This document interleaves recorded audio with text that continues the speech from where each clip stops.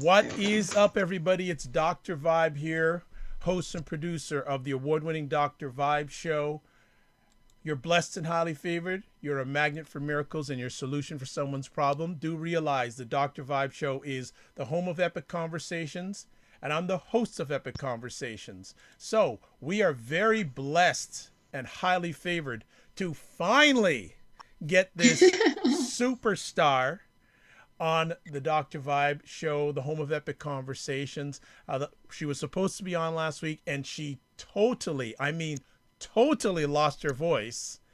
And before we came on, she told me that she's lost her voice 3 times in the last 2 weeks. Yeah, absolutely. 3 times. My voice is completely gone out, and you can hear the raspiness, but it's just starting to come back. Yep. and I don't want to wear her out, but I already tell fine. people she's going to be on again next week. So you're going to get a double shot of this outstanding lady. Her name is Jazz Keys. And who is she? She's a clinical psychologist, certified life coach, author, motivational speaker. She's recognized for her work as a community activist. She spent the last 10 years of her career focusing and empowering the lives of others with an intense focus on women, people of color, and children. She's been honored as a neighborhood hero by ComEd for her involvement in numerous community-based initiatives. Well, I want her to be a national hero, so we're working on that. As a psychologist and life coach, she supplies clients with the necessary tools and techniques to awaken their divine energy, heal their open wounds, and create an aura of love and compassionate tranquility. She's written for 2 incredible platforms that I suggest you check out, Jet Magazine and Black and Married with Kids.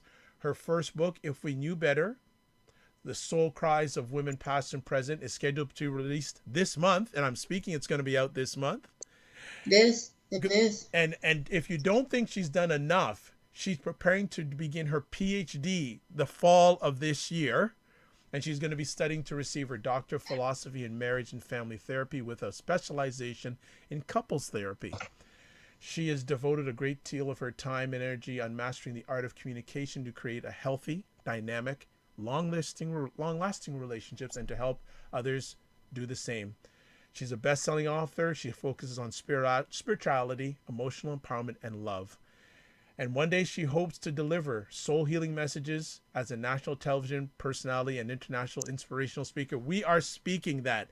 But you know, the first time I spoke with Jazz, the thing that I loved the most is that she's an incredible mother.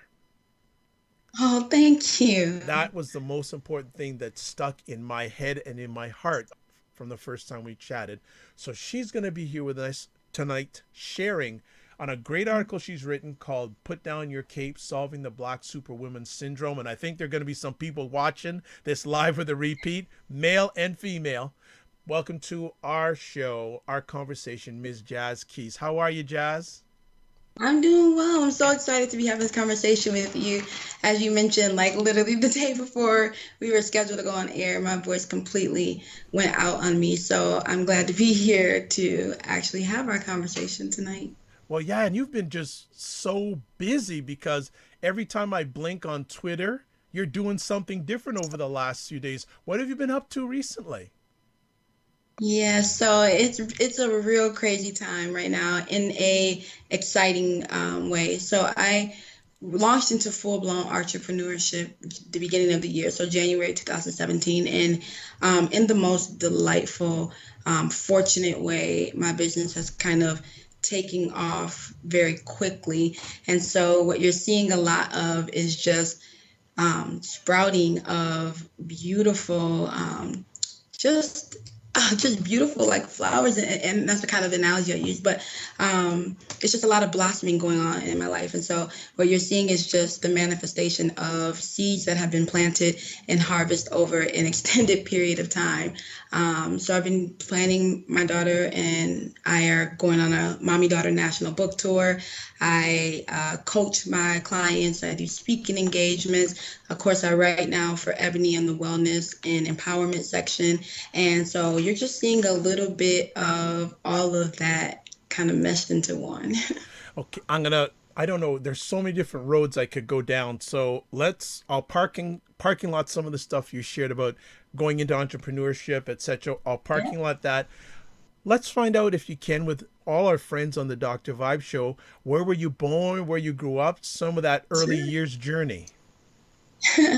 So I was born outside of Chicago in a city called Rockford, Illinois, and I have been a native here. I left for college, so grew up here, went to high school here, graduated. It's one of those small cities with or bigger cities, but with like a really small town feel, and so kind of everyone knows everyone type of cities. And I left to go to college at NIU and got my degree in communications, came back home and have spent a lot of my time kind of investing and reinvesting in my community in the place that I have, been groomed for excellence. So that is where I'm from. Excellent. And education, was school an easy thing for you? And if you went to college, what did you take in college? Yep. So school has always kind of been one of those things that I've just been enthusiastic about, not necessarily the actual structure of it, but just the ability to, obtain wealth in the knowledge sake, right? So I associate wealth with not just, financial gains, but the capturing knowledge and being able to like create environments where you can just receive information. So I've always been fascinated by learning, the process of learning. I went to and got my bachelor's degree in organizational and corporate communications, and then I went and got my master's in clinical psychology. And what was the interest in going into those two areas to study? Did you have a passionate interest to find out more in those two areas? Yeah, so in regards to like the communication and the organization, like my bachelor's degree was I kind of already understood concepts of business just studying in a solo path and actually having to go into the workforce very early in life because the financial situation at my home, I was introduced into the workforce early, so I knew some of those principles. What I wanted to better understand was how communication, how the way in which we engage with one another, how the interdependence on us in a business world like really helps a company succeed. And so that's why I went into communications in the organization path, because I wanted to apply business concepts that I had already put into practice with better communication skills. And I felt like those two things together could support either me in entrepreneurship or me in the corporate world.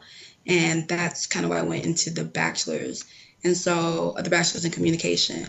At that point, you could have never told me that I was going to do, public speaking or empowerment or any of those things. That was not my ideal path. That kind of found me a little later in life. And so I went back to get my master's in clinical psychology because at that point, I had started doing a lot of empowerment seminars. I began speaking to people. I wasn't necessarily coaching, but I was just becoming that source for, different individuals. And what I found was that when I hosted my first women's empowerment seminar, there were, women who needed a little more, and I couldn't provide that for them, right? So I couldn't, help them sustain if they were in a deep depression or dealing with PTSD or anxiety, but I didn't feel like they were as safe with anyone else as they were with me. And so the only way I knew to combat that was to go and get the education I needed so that I never had to turn someone away. And that was my motivation from getting my master's in psychology. Okay, and so after you graduated, and congratulations with all that education, what did you do after graduation? Did you go into the corporate world? Yes, I did actually. So when I graduated with my bachelor's in organizational and corporate communication, I transitioned from the job that I was at, which was like a lead at a cell phone store, actually Sprint, and I went into a role as a sales representative for Liberty Mutual. So really substantial pay, really great job, some autonomy. For someone fresh out of college, it was definitely the ideal career. And then somewhere in there, I realized that I really wanted to do a lot more. And so I transitioned from there into a role as an executive director of a young professionals program in my area. So up until recently, I've spent a lot of time in corporate America in sales, in the college environment, in nonprofit. I've kind of had my fingertips in a little bit of everything. Okay, good stuff. So when, okay, from all the corporate experience, what sort of lessons did you learn from because it sounds like you had very varied locations and varied positions. What were some of the lessons that you learned in those different positions in different environments? So corporate taught me a lot. So it taught me to navigate. It taught me to be very thoughtful and very conscious of my environment, who was around. I learned that everyone isn't motivated by the same things. And so you have to make sure you're aligning yourself with people who share the same, again, internal motivation for why they're doing certain things. It was corporate America that taught me that I didn't want to be in corporate America. That's It a was lesson for most people. Yes. right. Right. I knew I didn't want to exist there or could not exist there for the duration of my life. But it was also corporate America where I really was able to hone in on some of my talents and really realize that, hey, if you can go out here and be a rock star in other people's companies and you can, knock these goals out the park and exceed numbers and really be a all-star a performer in other people's company, you can do it for yourself. And so I think it was in that area where I was just like, I'm not going to keep building somebody else's dream, right? You don't pay me enough to build your dream. And so I learned a lot in corporate America. Okay. So when did you make that decision to exit stage left from corporate America? And do you remember the moment that you made that exit? So I believe that when I was in the position as executive director in the Young Professionals Organization, that's where I learned that everyone doesn't share the same vision, right? So in my mind, young professionals, we had an obligation to reach back into our community. We had an obligation to, instill some of the things that we've learned into the younger generation. We had a duty to, be servant leaders. And I quickly realized that that's also a place where a lot of individuals are just really self-focused on their career, and that's okay. And so it was in that place that I realized that if I wanted to see a change, I couldn't wait for someone else to do it. Like, I needed to take the initiative and make action happen immediately. And I think that was that time when I realized that I wasn't going to continue to wait for someone else to come in and fix different issues that I was seeing within my community and within women or children. And so I began to be very hands-on in a lot of those spaces. And I think that was when I realized that eventually this is something that I want to see myself doing for me, right? And then I created a plan, and transitioning is not easy. So that was maybe 6 years ago. And so I've always balanced positions with slowly building, coaching on the side, doing speaking engagements, building my brand, doing all of those things. And so then when it was time to leave, I had set the foundation for that. Lady with a plan. I love that. Created the plan. Yeah, you set your up for success. So when was the moment that you said, no more corporate? So the position I left was actually a phenomenal position.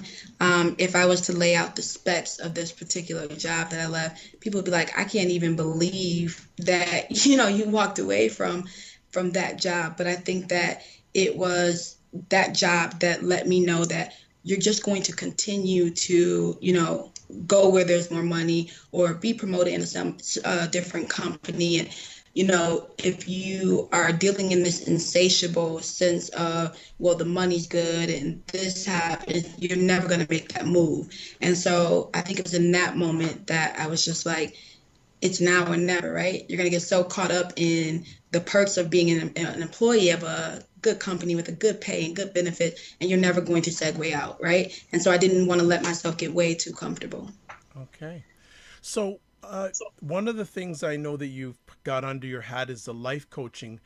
How did that start out?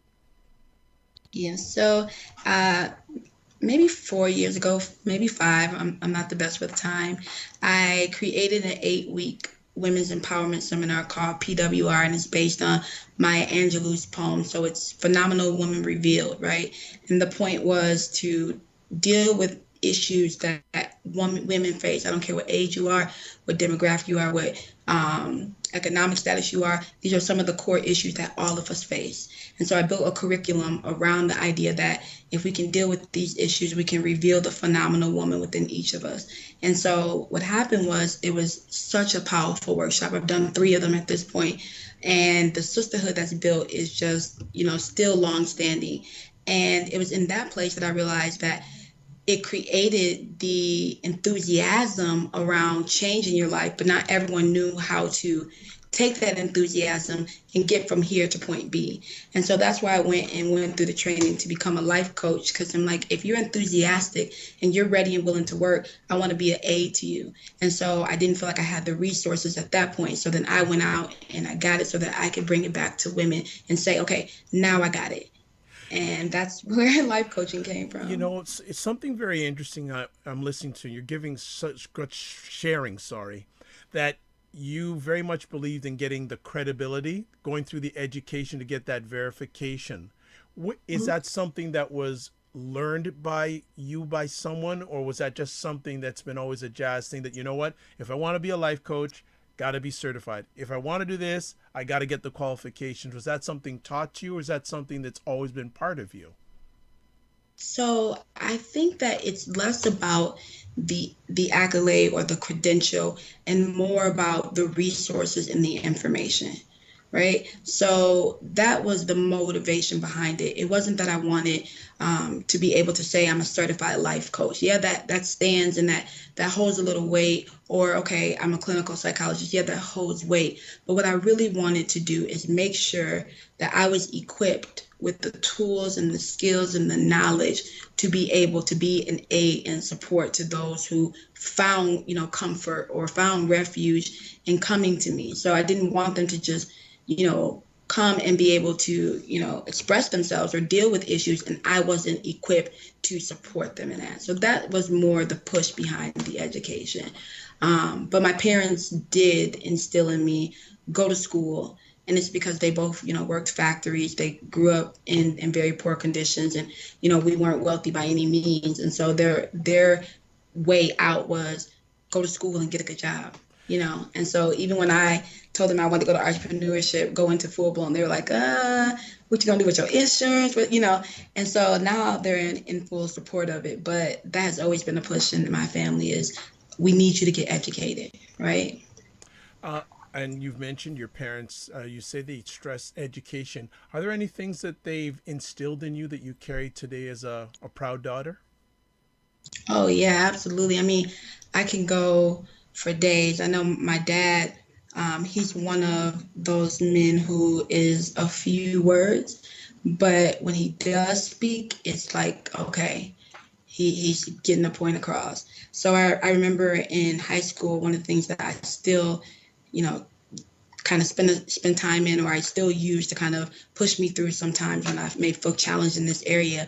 He said, you don't worry about people who are talking about you. You don't worry about what they're saying about you, because those are the same people who are going to be doing the same thing 10 years from now. And so every time or anytime I would find myself in situations where maybe, there was something unfavorable spoken about me, or maybe I was, at that point, it was high school stuff, but even in adulthood, it happens. I would always remember my dad saying, that's not what you fixate on, right? That's not what you entertain. That's not what you give attention to, because those people are going to be the same place in the same 10 years, right? And my mom is just, that's my cheerleader, right? I don't think there is a bigger fan in this world than my mom. I can tell her I want to jump off the moon. She's going to ask me questions. She's going to call me crazy, but she's going to say, well, if anybody can jump off the moon, Jazz, it's you. And so just always knowing that, even as big and outlandish as my dreams and visions may have appeared, and even when she didn't understand it, she's always said, if that's what you want to do, I'll back you up. And Wonderful. so, yeah, my parents have been phenomenal. Excellent. Well, they have done an outstanding job. Next time you Thank see him, you. and next time you see him, tell him Dr. Jive, Dr. Jive, say you're done good.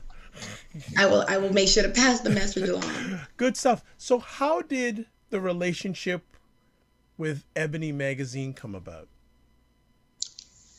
So sometimes I tell people that when you walk in purpose and when you do things with a good heart, that's another thing my daddy always told me is, you know, you just do things because it's the right thing to do, and everything else will kind of work itself out. So sometimes when I look back on just the progression in my career and my business, I don't know how some of these things, uh, came into my life. I'm from a small town girl, and I write for or contribute to Ebony magazine, and so it's just one of those things I got to kind of go back on. But I started with Jet, so I started actually just submitting a it's called Talkback, like a contributor's piece to it, just kind of, sitting in. That was on emotional wellness. And the response from it was just really dynamic. It drove a lot of traffic, got a great positive response. So, they came back and said, would you be interested in writing another piece? And I was like, well, yeah, absolutely. You're Jet, right? And so then I wrote a piece about the mass incarceration of Black men and how it affects our children and how it's the equivalent to them being in the grief process. Another article that went extremely well. And so then they came back and said, hey, would you be interested in trying a love piece? And I'm like, absolutely, your Jet magazine. And so I wrote a love piece, another great response. I was asked if I'd be interested in writing monthly turned to biweekly turned to weekly, and I spent about a year contributing to the love and relationship section of Jet. And then recently there's been some changes there, and all for the good. And then it was pitched to me, would you be interested in transitioning to Ebony? And I'm like, absolutely.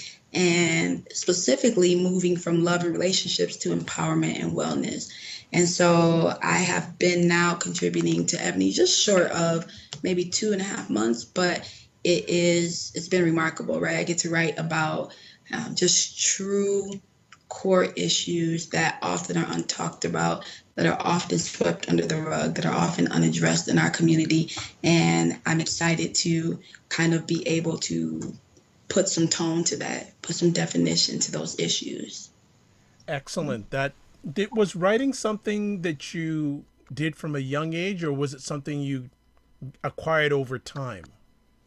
No, the funny part about it is, again, if you would have, painted this picture of where I'd be career wise years ago, I'd be like, yeah, okay, not going to happen.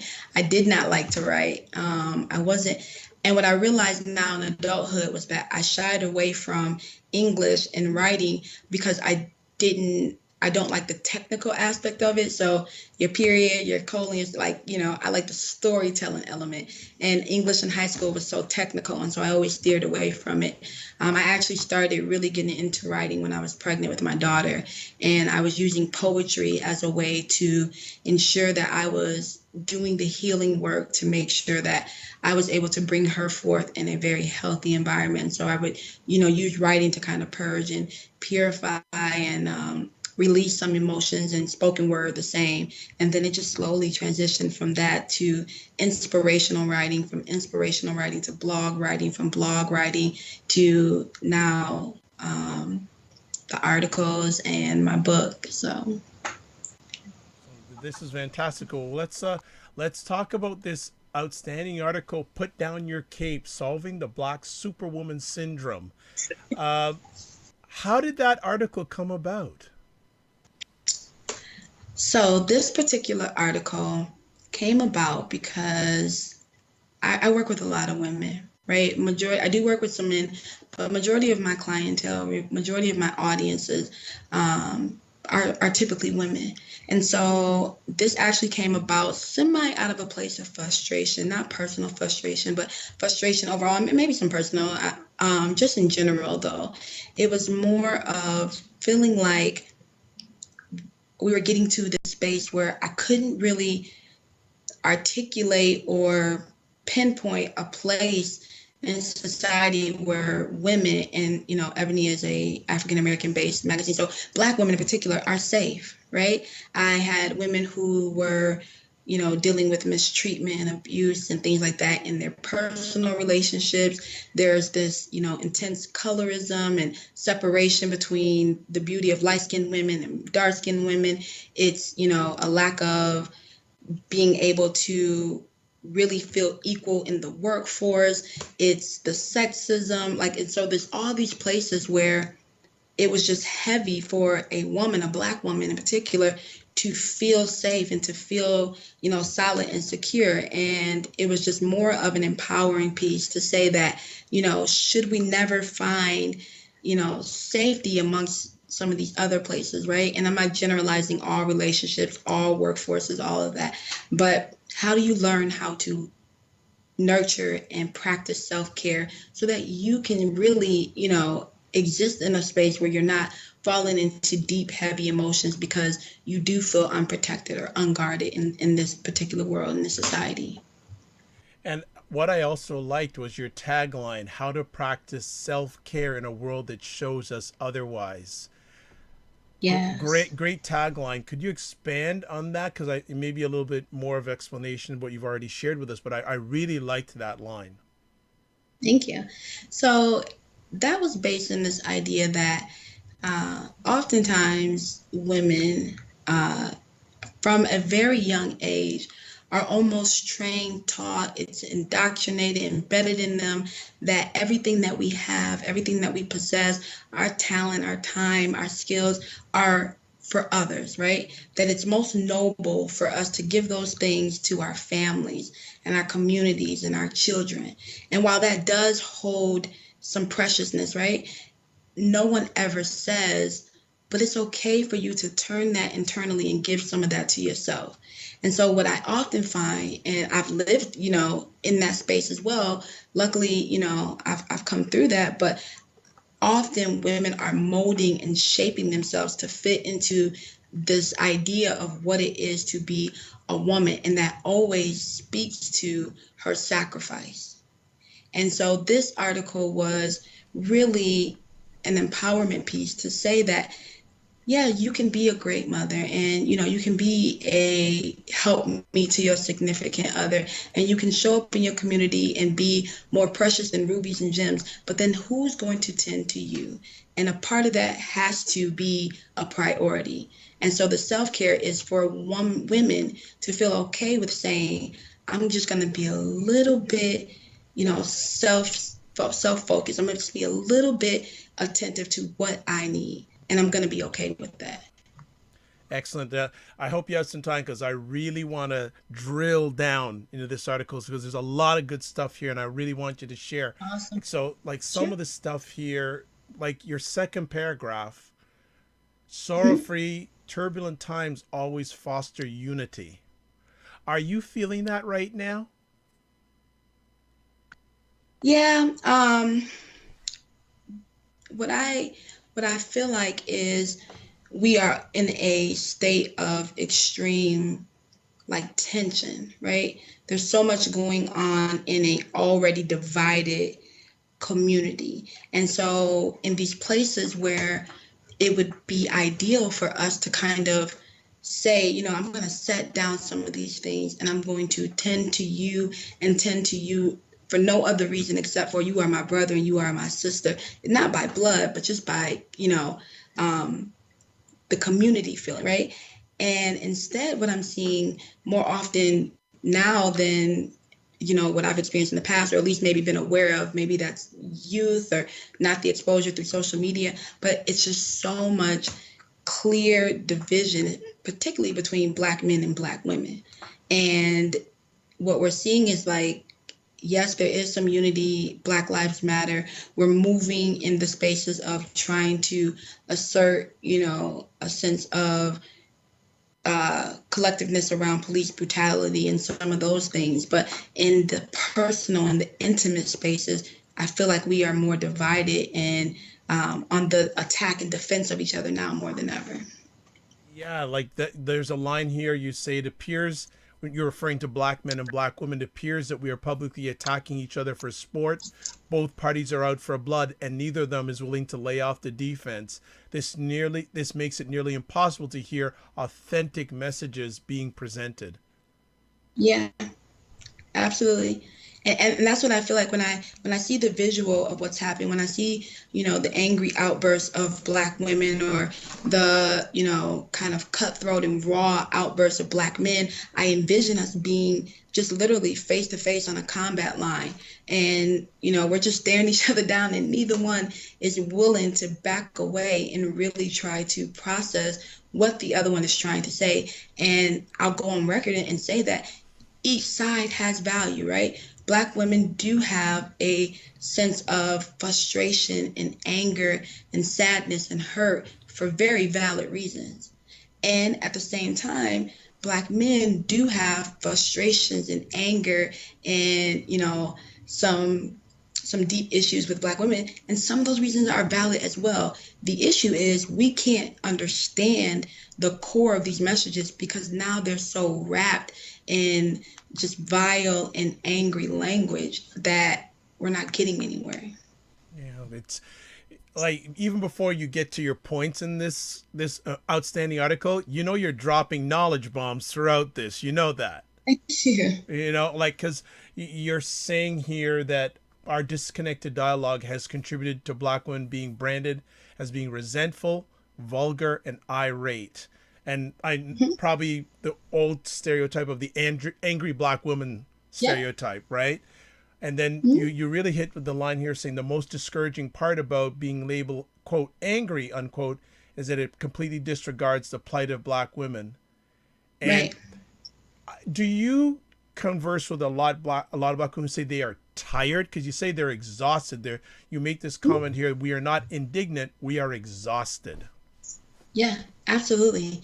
And I think the anger is, or what's perceived as anger, is the manifestation of what's really going on, right? So what you're seeing now is the outcry.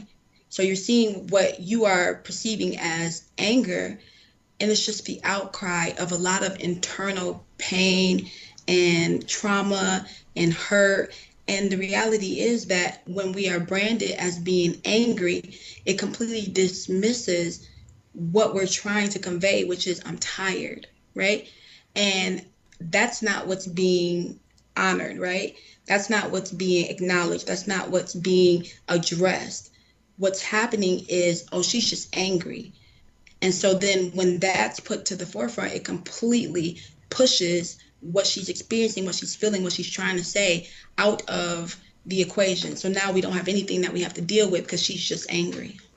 Well, as we go along, I'm getting some questions here, so I hope you don't mind me sharing them with you, and you provide. So, Sure. well, first I want to shout out to Dominique, who's I know who's from Vancouver, Canada, who's watching, and also Nina Church. I don't know where she's from, but Nina has a question. She goes, "How do we make time for others in such a place of heavy depression? I find that we are so impatient with building all connections and growth." So, and I guess it's kind of hard to answer because it's a Twitter. I'm going to ask you to ask that one more time. She said, how do we make time for... She goes, how do we make time for others in such a place of heavy depression? Because it just seems that the environment, she's taking it, the environment you're discussing that exists with many Black men and women is a depressing environment. Right. And how do we make time for others in that sort of environment? So if I understand that question correctly, she's saying in the space where it's Black women and Black men against one another, it's such a depressive state. Yes. Right? The depression is, to me, the result of being unheard, right? It's a sense of hopelessness. That is the equivalent to the depression, right? What that really is we're feeling very hopeless in this space. And the reason why I think the hopelessness is existing is because we're not being heard. And so how to make time for it is to begin listening without rebutting, begin listening without feeling the need to defend, to begin listening to really understand. And so sometimes it's just each of us being open to receiving what the other one is trying to say. And again, to kind of just run that back again, is the hopelessness of the depression exists because there's a hopelessness, right?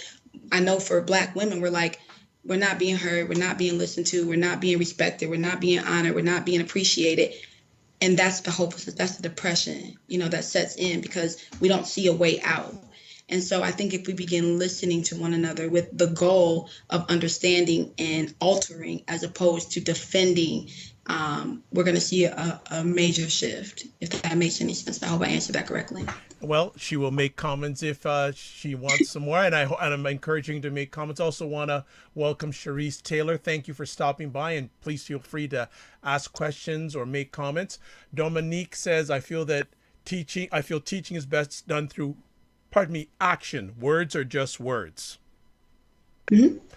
So I think that she is absolutely correct. I think if you've experienced enough, you learn that it's so easy for someone to say anything, and that's in a personal place, that's in a professional setting, that's in the home, and so there becomes a point where you begin to have to ensure that people's behaviors are lining up with their words, and that's 100% true. I say this all the time. I've said it in speaking engagement, I've said it in coaching, is you have to learn to put people on mute. And what I mean by that is it's as if you have a remote and they're standing in front of you and you hit the mute button. And what you're trying to evaluate is, when I put you on silent, do your actions still match up with what you were saying when I could hear the audio? And if they do, then you're in a positive space, right? But if you put this person or this person particularly on mute, and you see that my mouth says I love you, I care about you, I want to understand, but the actions say I despise you, I hate you, then you have to trust what happens when that person is on mute. So I absolutely agree. Oh, well, I'm tweeting that one out. You have to learn to put people on mute. I'm loving that. That's good stuff. And also, like, before we get into the points here, you make a nice comment here. Without assuming the role of damsel in distress, Black women simply want someone to save Superwoman. Yeah. So it's almost as if we've been trained to believe that, women have to be very docile. They have to be very, weak. They have to, pretend as if they are just damsel in distress before a man is, that's the role of a woman. A woman is to be submissive. She's to be all these things. And so that comment was, we shouldn't have to pretend to be, weak or to be, less strong than what we are in order for you to say, what can I do for you? How can I help you? Where can I support you at? Is there any way that I can lift the heavy load that you're carrying? Even, do you need anything from me today? Right? So it's just really in this space where we aren't forced to pretend that we aren't solid and we aren't strong and we aren't progressive. It's just sometimes we want someone to help, if that makes any sense. Absolutely. So with all this build up, let's go through some of the points in your wonderful article and have you expound on them. So the first thing you're recommending is, to Black women out there, not all, but it's to a number, give yourself the love you extend to others. What do you mean by that? Yeah. So what happens is, oftentimes our self-love is very void, or if you had a self-love tank, for most women, sometimes that's unempty, right? Which means that we've poured everything that we have, or we emptied our tank out, making sure that we are fueling other people. And so this statement was more of the same way that you have shown up in other people's lives, right? Oftentimes you can ask a woman, how she's of help, how she's of aid, how she's a nurturer, and she can tell you a million one things. I do this for my children. I've done this for my significant other. I'm involved in this, church or this religious organization. I do this in my community. And it takes her forever before she says, oh, and then I do this for me. And so this statement was just really like, give yourself the same things, the same attention, the same admiration, the same support, the same encouragement that you so easily or so willingly give to others outside of yourself. And I think that's a challenge for many people, male and female, because it's that fine line. You don't want to be selfish. There are people, I call them big heart people. Those people who like to give, and sometimes they get so out of balance, they don't take care of themselves first. And I'm going to try to make this point, and maybe I need to like maybe you figure out a way to say it a little better, but I'm going to try to make this point. I think that we have to redefine or reprocess how we understand selfishness, right? And so I use this example. When my daughter, she was about 5, and she was playing with all of her cousins and all of her friends, and one of them wanted to play with the toy that she had, and she was playing with it, and she was enjoying it. And I said, share your things, right? You're supposed to share. That's your family. These are your friends. You need to share your toys. That's the nice thing to do. So then she reluctantly passed her toy over, and I had to stop myself because what I was realizing is I was telling her that even if you're experiencing joy from something, someone else, if they request it, they are more deserving than you, right? And it was just that simple thing that made her give up something that was giving her joy and give it to someone else because that was the good thing to do. And so then I had to go back and say to her, okay, this would have probably been a better way, right? How about you play with it? You get excitement, you get pleasure from it. And then when you're done, tell your cousin or your friend, it's okay for you to play with my toy now. So it's that balance between you're not being selfish, you're not, being greedy, but you're not sacrificing something that gives you joy so that someone else can experience that pleasure, if that makes sense. Yeah, it does. And Dominique is saying, yes, I want someone to fold up my cape and hang up my lasso after a 12-hour shift. Yeah, Yeah, she says I man, we're burn. tired. She says I burn my premium fuel for everyone, and I'm left with half a tank of leaded. Yep. And so then what happens is when she gets on E or when we get on E, ain't nobody offering to give us no rides. Ain't nobody saying, can I put gas in your car? They're not coming and doing the maintenance on our vehicles. We're just left trying to figure out how to get back up and running again. Just out of curiosity, with the ladies that you coach, how many Mhm. share that condition that you just expressed right now? Is it a large majority of them? Oh, absolutely. Absolutely. Absolutely. I mean, and I just don't even want to specify it to just women I coach. I have, friends, family, acquaintances, business relationships. Oftentimes, we are exerting way more energy than what's being replenished, right? And sometimes I do the energy circle where I ask, what's all the things that are pulling from you? Now, of all these things, which ones are pouring back into you? And oftentimes, there's way more going out than what's being replenished. That's that's big. That is a very big one. Well, next up you want to share is refuse to rationalize unhealthy relationships. And I remember a number of years ago seeing George Fraser, who is regarded as probably the top networker in African American society, and he said one of the best ways we could make our lives easier is get rid of those unhealthy relationships. So serious, so serious. If I can't emphasize anything else, I emphasize the importance of who you are in the company of and who you allow in your intimate space.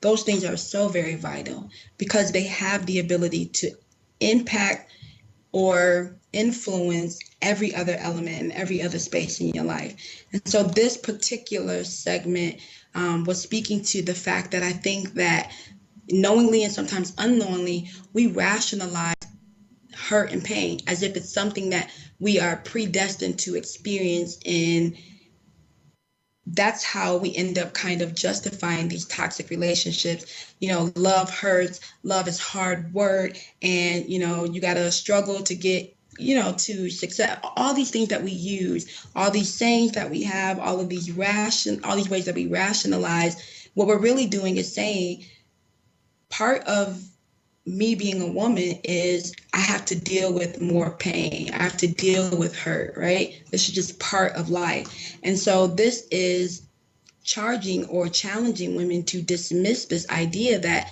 pain and suffering are a natural part of your life, right? Yes, we're all going to experience things, but we have to move away from this idea that as women, we're just going to experience more and that's just how life is. No, that doesn't have to be how life is. And so I think it's those types of that type of conditioning that keeps us kind of paralyzed in these unhealthy relationships.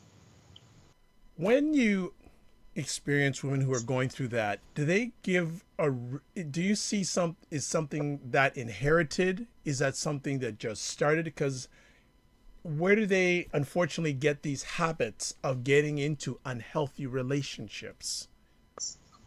So I think that, and I said this the other day.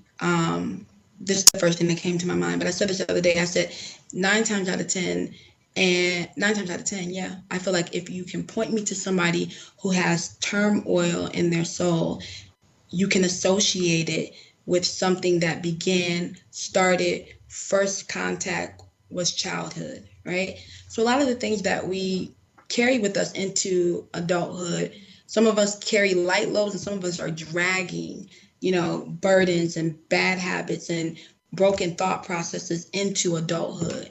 And so I think a lot of times these things that we adopt, these ideas that we believe, are rooted in something that we've seen, something that we've experienced, something that has happened to us, or the way that we, grew up in our childhood. And of course, there's other things that transpire that have nothing to do with childhood. But a lot of this is, damage that comes from long before you enter into these intimate relationships. Well, I think you've gained a Canadian fan because Dominique is just flying with comments. She's Hi, saying, Dominique. she says, "True that, Jazz. Not only do we deplete our energy, but there are energy vampires, and most of us givers or overextenders are sponges that soak up all that negative energy. It is exhausting Yep. spiritually and mentally, and I find it manifests physically." Yep. We become hosts. Like we become hosts for parasites. And so everyone begins to feed off of us and suck us dry. Like she said, the vampires, whether you want to call it host or parasite, what she's saying is people will drain you, right? They will suck everything from you. And so she's absolutely 100% correct. And then, like she said, you see it affects you physically and mentally, and then you see the manifestation physically. So after all these things have transpired, now you're calling me angry because I'm tired, I'm drained, I'm empty, I have nothing left to give, and no one's around to replenish me. Yeah, and she adds with another comment here: we are imprinted in childhood, then we reenact that dance over and over again. Oh, I like that. Oh, there Yeah, you okay, there you go. I Maybe do. I like that. And the dance over. Yep. Very true. We are carrying out traditions of brokenness, right? And it just is a repeat cycle, right? We're passing toxic thoughts, we're passing bad habits, we're passing unhealthy love and relationships, uh, a deficit in our understanding of things, and we're just carrying them through tradition, through generation after generation after generation. wow, okay. And it's Well, not going to stop until someone says something has to go different. We have to do something different, right? This isn't working. this is interesting because now we've got another question from Nina Church. Thank you, Nina. She says, "What advice would you give to the women who are doing everything under the sun to build this dream of a family they never had? I truly believe women with daddy issues do it all to make a man." And then she says, "I think that multiple children make these decisions hard, especially if he's not beating you or addicted." Yep. So if I understand what she's saying correctly, is um, it's this concept I have that will justify any decision we make when we're not ready to make a different one, right? So when we're not ready to leave an abusive situation, we'll justify it by any means, right? And so I think what she's saying is it's easy to walk away or to process, leaving a situation when someone isn't beating you or isn't addicted.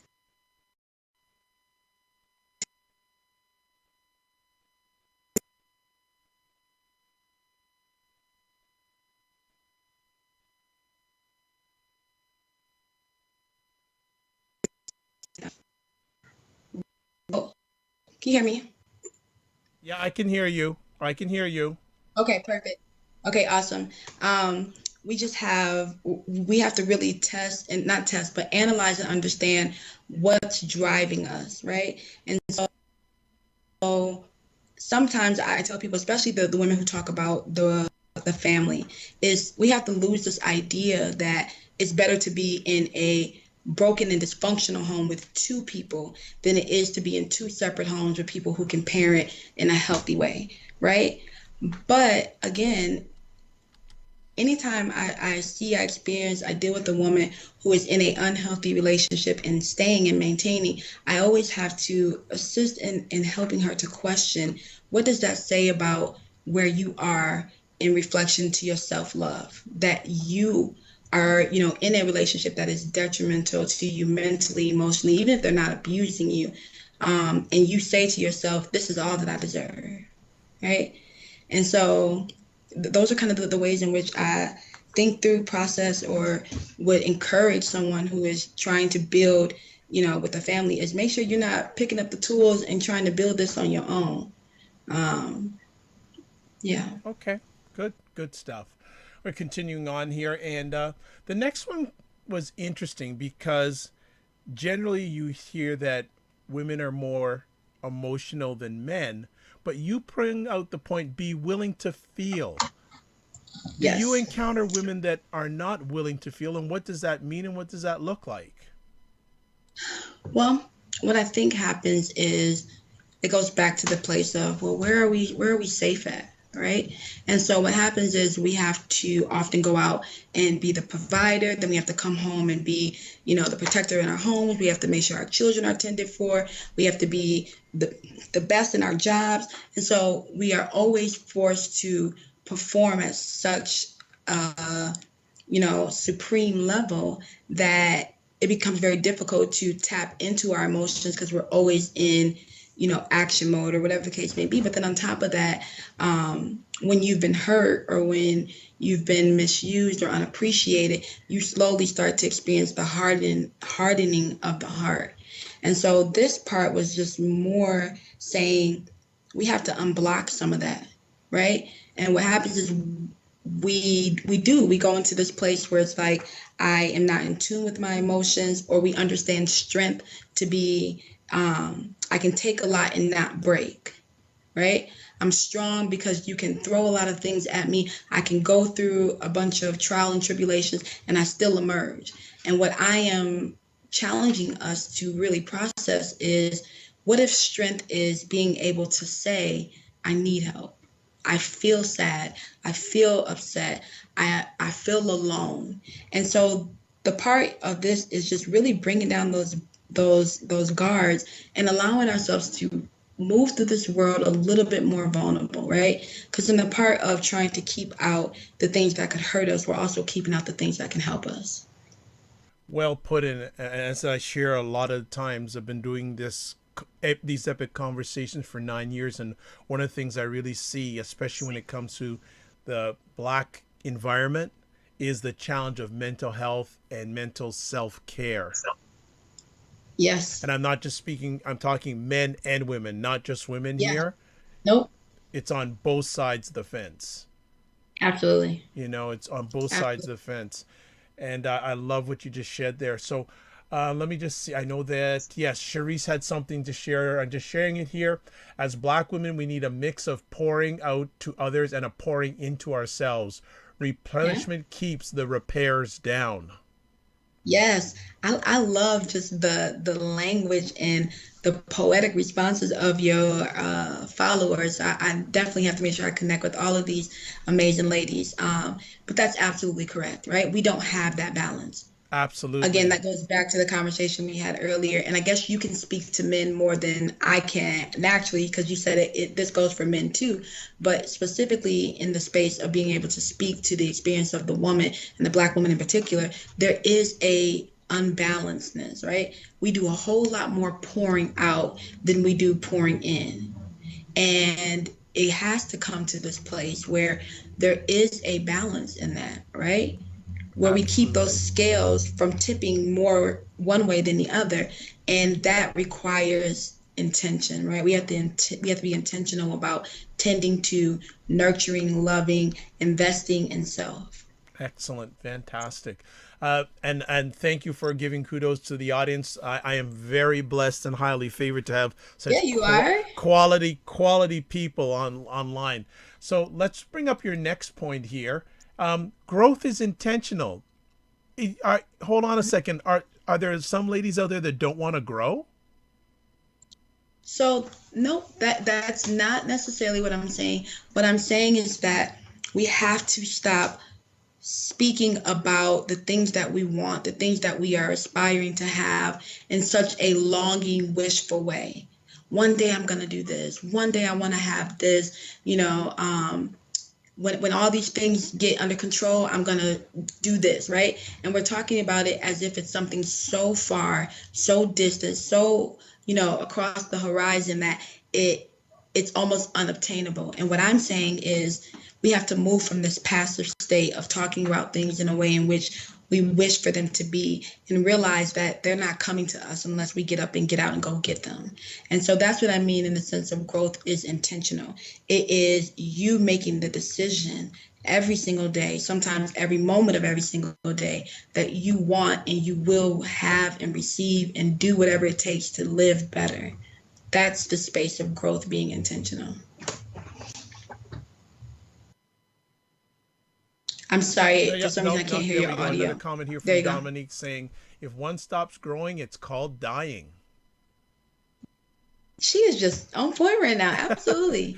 But I'm and that's gonna one have of the, to connect you two or collaborate you two absolutely. some way somehow, or at least make a phone call and have you share with each other, because both everyone's on fire tonight. Like everyone's on fire, Yeah, and I'm telling you, I feel like we're all on this court together. absolutely. Well, and thank you, audience. So I'm providing the encouragement through you guys, you ladies, for her to come back next week. So this is good. Just finishing off with the growth is intentional. Your last sentence in that point is there is a way to meet expectations and demands of your home life and still give yourself permission to pursue your own selfish endeavors. What does that look like? So here is the reason for that line is women often question, can I have it all? Right?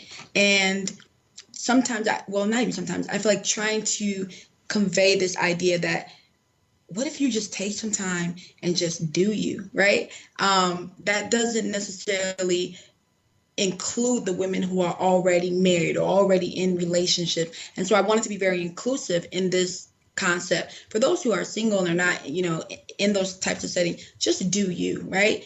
Be okay with saying right now my time, my attention, my energy, my finances are all pushing me towards my goal. And then when I get there, I can pursue outside things and bring someone into this space to enhance what I've already built.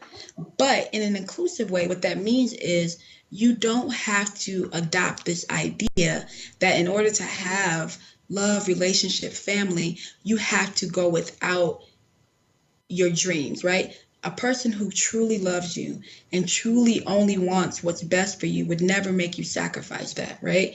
Instead, what they say is, how do we make this happen, right? How do we get what we need in our home? How do we get what we need in our marriage and our relationship? And then how do I support you? Because I know that you have this dream to do this, or you've always aspired to do this, or there's this passion that's rooted deeply in you, and I don't want that fire to burn out. So that's what I was conveying in that space right there is, if you are in a position where someone is trying to make you choose, you really have to question, is this love? And is this healthy?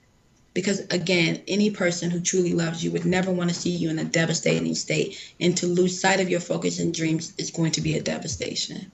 Absolutely. Cherise Taylor adds here, we have to let ourselves off the hook and understand that we are indeed, and she puts in capital letters, super, but we are not. She puts not in capital letters, supernatural. How we hold it down in our families and our communities is incredible, but it's not magic. Yep. Nope. Similar to what she said, I guess it's the same notion as I always say, be gentle with yourself, right? Like, it's okay to, like, or one of these is the bottom's not going to fall out the earth. It's not going to fall out, the bottom's not going to fall out the world if you don't get all 50 million things on your to-do list done today. But you got, everything but three. Like, women, we become very harsh with ourselves, right? Very hard with ourselves. And so I think that she is very true in the space of we are super in every way possible. Women are magnificent, but you aren't supernatural. So allow yourself to have some of those human elements. We make mistakes. Sometimes we're flawed. We might deviate from our purpose or our path. All of these things are qualities of a human. And so I think she made a super point where it's like, you don't have to be hard on yourself. Yeah, this is good. This is really good. Final conversation piece. Save your sister. Yes, I am a advocate for women keeping women, right?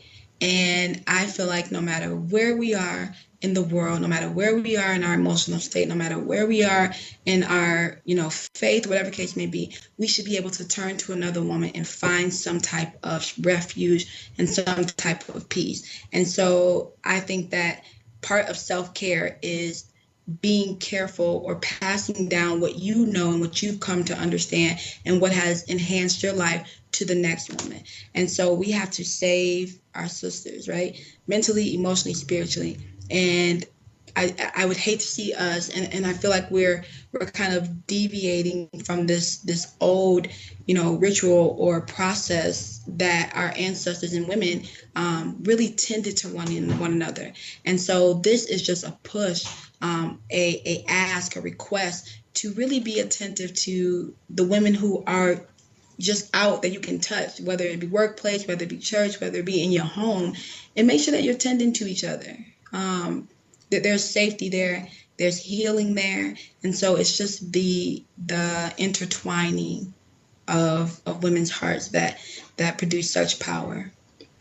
The dynamic duo of Nina and Dominique are on fire again. I had put in the comments section, ladies, be gentle with yourself. And Nina said, yes, I agree. However, people grow at different rates. I think a lot of Black families have been ruined by society's perception and expectations. Yeah. So anytime we have expectations on someone, we're setting them and up for failure, right? So it's unfair for me to expect that you are going to do X, Y, and Z, right?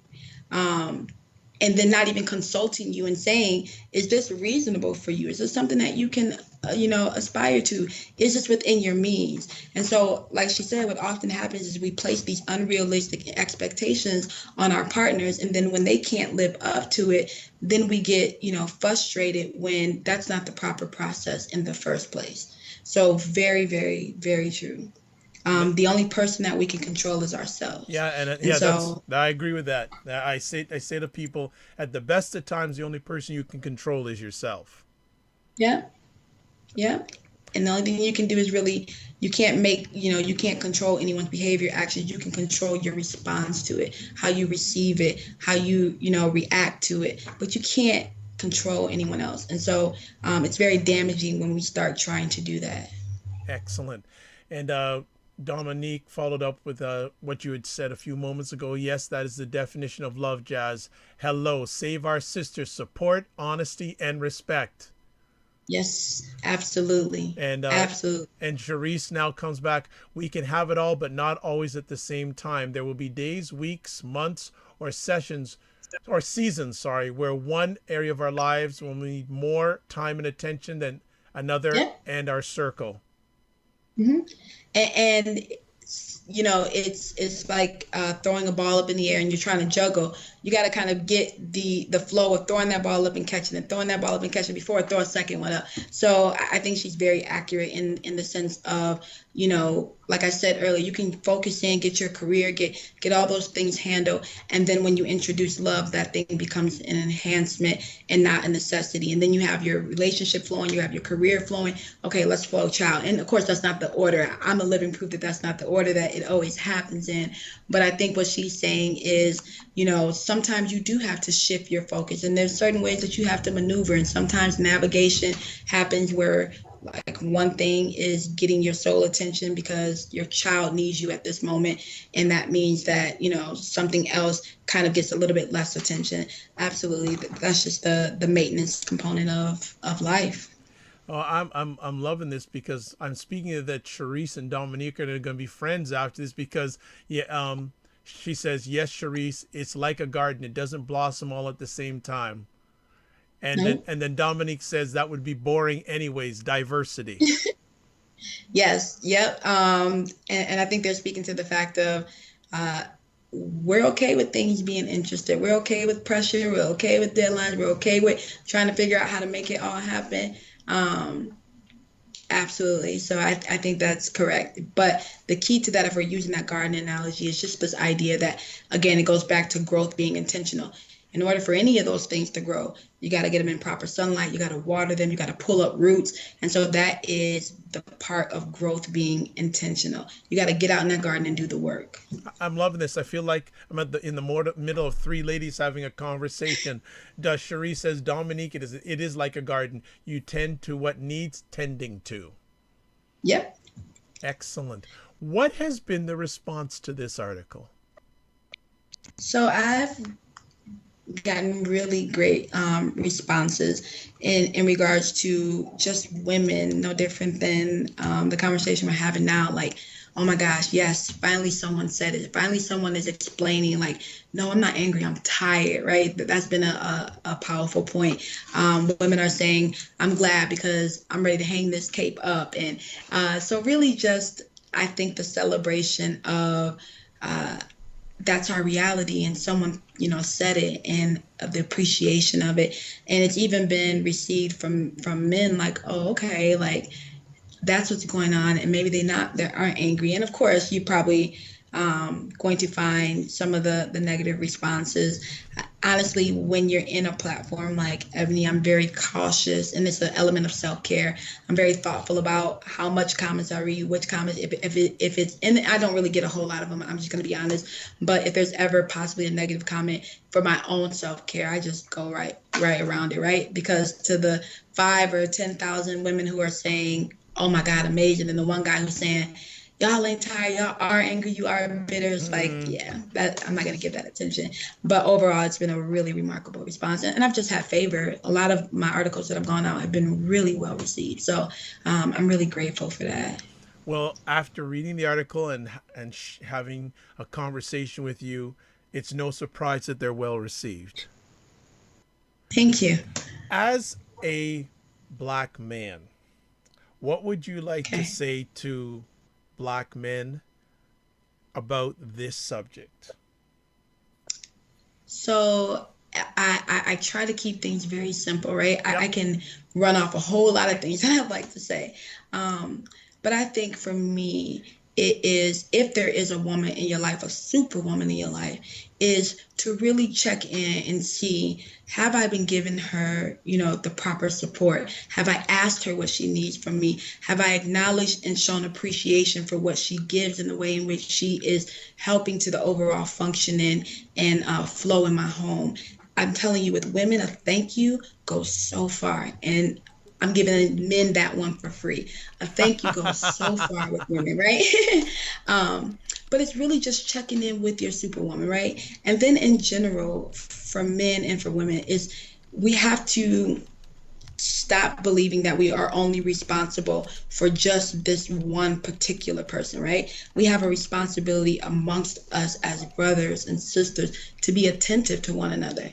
And so just in your everyday life, the ability to acknowledge a woman and to ask, hey, is there anything that I can do? Do you need anything? Those simple questions go so very far. And then at the last point is to begin trying to listen for understanding and not in defense, right? Big point. Those are kind of just the very simple. I try to keep it very simple. Again, I could probably write a whole another article about that, but Well, those would be okay, kind of just the we're gonna first ones. we're gonna get one from you down the road, and then you'll come back on the show and talk about it. Yeah. I would love that. I just more comments here. Charisse goes, yes, Jazz. Sometimes there are weeds to pull up too, and we know that takes some major work unless someone else in the circle reveals to you a special tool to save some time and effort. Also, she says that's where the save your sister part comes in. Help me out. Yeah. She also says, don't let me do it the hard way if you know there's an easier way out and up. Yes. So I I love that because I use the analogy when I'm talking to women about our progression. I say you got to take those weights from around your ankles because you're either going to keep yourself from moving, you're going to keep yourself from moving forward and elevating, right? If you got weights around your ankles, you can't really move forward at the rate in which you want to go and you can't really elevate. So, absolutely. And I think one of the most powerful things she said is don't let me do it the hard way, right? If you know something, if you've acquired some source of knowledge, if you have some type of skill or tool that you know in fact will work, that can save me time, energy, heartache, and pain, don't keep that to yourself. We owe it to each other to give it to one another. So that's why, again, this piece was kind of that where, hey, I've learned growth is intentional. I've learned that it's okay to turn it inward and be a little bit self-focused or be centered in what's best for you. I've learned that you can have it all, you know? And so I think that she's absolutely 100% correct. We gotta pass these gems to one another. Absolutely. She also says, yes, we are part of an ecosystem, and role models and mentors are a must in this life. Yes. So I actually have a pitch on the table probably for the next, not if not now, the next few weeks. But it speaks to the value of mentorship. Absolutely. To showing up in someone's life, not out of obligation or responsibility, but out of choice and choosing to create a place where they can really see their full potential with your aid. Absolutely. Well, I think we will end it off there because this has been outstanding. This has really been So outstanding. I've had an amazing time with you guys Great. Well, tonight. that's most importantly. Jazz, any final messages you'd like to share with our audience? Yeah, it's just back to the Superwoman. Just the women who have showed up on your show tonight have been dynamic, and I would just love to see them take that energy and that influence and that contagious spirit. And I'm telling you, it's contagious because you guys are all in Canada, I'm all in Illinois, and I'm just high from. And I haven't even read their tweets yet. Like I've been tuned in, so I have to go back and read their tweets. But we are the ones who can create this ripple, right? So women like the women who have been commenting are the ones who can show those who feel like they see no way out or are captive in darkness. We are the ones who can act as a light and kind of segue them from that space, right? And so I would just encourage the women who have found it, or who have a sense of it, or who have experienced it, to make sure that you're, if not anything else, reaching back and tapping the shoulder of one woman and saying, I have something you might need. Excellent. Well, before we let you go, a few things. Both Dominique and Nina have just said, like Dominique said, amazing. Cherise said, thank you. This has been fantastic. Thank you so much. If people want to get in touch with you, what is the best way for them to do that? And I hope those ladies do, absolutely. So a few different ways. I'm just now really becoming more in tune with Twitter, and that's great because I'm meeting really great people. So every part of my social media is Jazz Keys, right? At Jazz Keys on Twitter, at Jazz Keys on Instagram. Facebook, I'm Jazz Keys. Or you can go to my website, www.jazzkeys.com. Any way you want to reach me. My email is info at jazzkeys.com. I pay attention to my emails. I pay attention to my DMs. I look at my messages. You know, I engage with my audience on Facebook. And so if anyone wants to reach me on any platform, it's always just Jazz Keys. Well, you know what I'm going to do is both those ladies follow me on Twitter, and after I'm finished, I'm gonna send them some of your contact information, probably your website address, and they can Okay. and your email address, and hopefully they will reach out to you Yeah, and absolutely. show their encouragement. This has been an outstanding time. It was really great, and first of all, I'd like to thank Jazz and her daughter for making this an epic conversation. It's been really good. Also want to thank Dominique. Thank you so much. Nina, thank you Yeah. so much Nina. for as I said, I felt like I was a host with three ladies. That's what I felt like, and that's when and There was one more lady, right? yeah, but I Was it don't Cherise or Cherie? well, Charisse and Dominique and Nina. Sorry, you're very good. Thank Yes. you, ladies. Thank you for making it an epic conversation. If you want to touch base with Dr. Vibe, 3 best ways: Twitter at drvibeshow, email address dr.vibe at the drvibeshow, and you can also go to my website www.thedrvibeshow. What I'm going to do is, if you ladies want to touch base with me and get Jazz's contact information, I've just given you my Twitter handle. If you want to DM me, I'm more than happy to just share it with you, and you can show how much you loved her. Yes, you guys are amazing. Show sisterhood, show some love, and just get in touch with her, or I can also DM you and give her your information, whatever works best. And I'm such a person who likes to take virtual relationships and put physical form to them. So whenever I'm in any of the places that any of you are, it's definitely my intention to make contact and see if we can take very dynamic, remarkable virtual relationships and put a physical form to them, a hug, a conversation, coffee, dinner, all of those things. So I am looking forward to hearing from those ladies, and I am so appreciative of you having me on the show. Well, the pleasure's mine. Well, when I have you on the show, I feel like I'm having you and your daughter on the show. Yeah, she's somewhere in here. She knows, like I always tell her, hey, mommy's working, or mommy has a client, or I told her mommy's doing an interview. And so she's very good about, and actually she was like, it's just interview not for me too, because we do interviews together. And I said, no, not today. And she's like, okay. So she's somewhere around here. Well, and her and her daughter are all over social media, what they've been up to, and they're doing their mummy daughter tour, which is going to be outstanding. Looking forward to that. And the best news for everybody who's here, and if you're watching this on replay, Jazz is going to be here next week. I am. At the same time, same day, 9 p.m. She's going to be talking. What's the article again that you're going to be sharing with us about Black? So the article that you're speaking about is about breaking the inherited poverty or inherited debt. So it's centered around the fact that these cycles of poverty have to be broken with us shifting and changing the way in which we understand economics and money and spending. So building wealth by breaking some of these old generational habits of bad money management and debt and poverty. Excellent. So put it in your calendars. A week from today, 9 p.m. Eastern Time, Jazz will be back for round 2. Like I always like to say, if you want to touch base with me, I've already given the contact information. If you want to catch the replays of any of my epic conversations, I've given you the website address. You can also subscribe to the YouTube page, which many people are.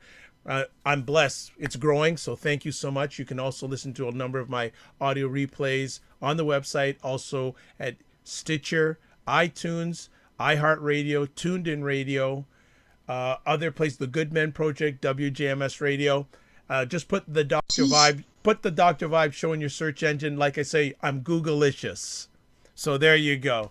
So as always, yes, I like to say you're blessed and highly favored. You're a magnet for miracles, and you're a solution for someone's problem. God bless. Peace to all. Keep the faith. Shout out to my producer.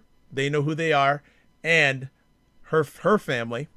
And finally, remember, sometimes you have to get smaller to get stronger. And one more thing, tomorrow afternoon at 2 p.m. Eastern Time, I have Jim Kennedy from Austin, Texas, talking about parental leadership.